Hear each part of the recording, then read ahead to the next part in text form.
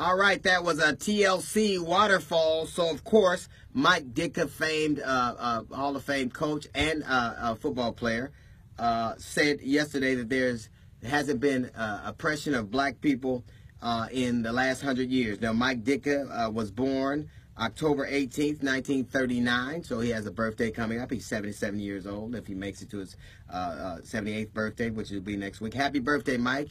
And as a present to you, we're going to go over some of the things that have been oppressive to black people in the last 100 years. Now, you were born in 1979. As of 1979, African-American troops were still segregated, though expected to fight on behalf of the United States of America. So they could fight for their country, die for their country, be maimed and wounded for their country, but come home and not get benefits, not VA loans. Still, there were still places they couldn't live, or still places they couldn't go to school. But we know that this still was a time of Jim Crow. In 1954, there was Brown versus Board of Education. They struck down segregation as unconstitutional. In 1955, Montgomery, Alabama, Rosa Parks, she's arrested for breaking a city ordinance by refusing to give a receipt on public bus to a white man, which was a law. All right, in 1957, Martin Luther King and others set up the Southern Christian Leadership Conference, a leading engine of the civil rights movement. From the 60s to the 70s, the FBI considered both Martin Luther King and the Black Panther Party threats to national security, and they are dealt with accordingly. Notice you don't have the Klan anymore, or Martin Luther King. Notice you don't have the Panthers anymore and Martin Luther King, but you still have the Klan. In 1964, the Civil Rights Act is signed prohibiting discrimination of all kinds.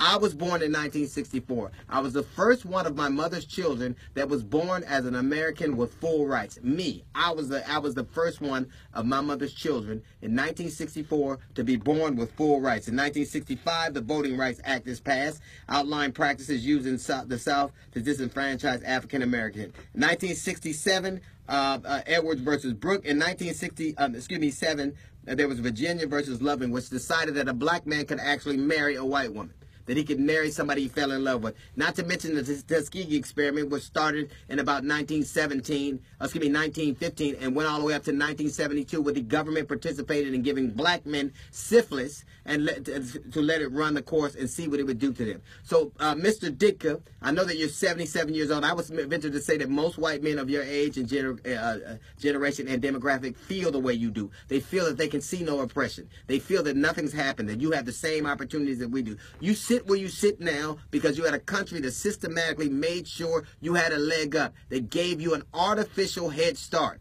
and you believe that you did it all on your own.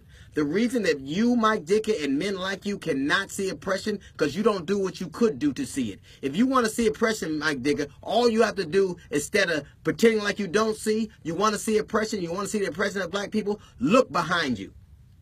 Just look behind you.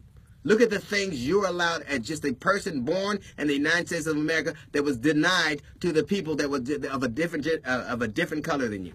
You don't see what you don't want to see. And that's the problem in this country. Because you don't have to see it, you don't.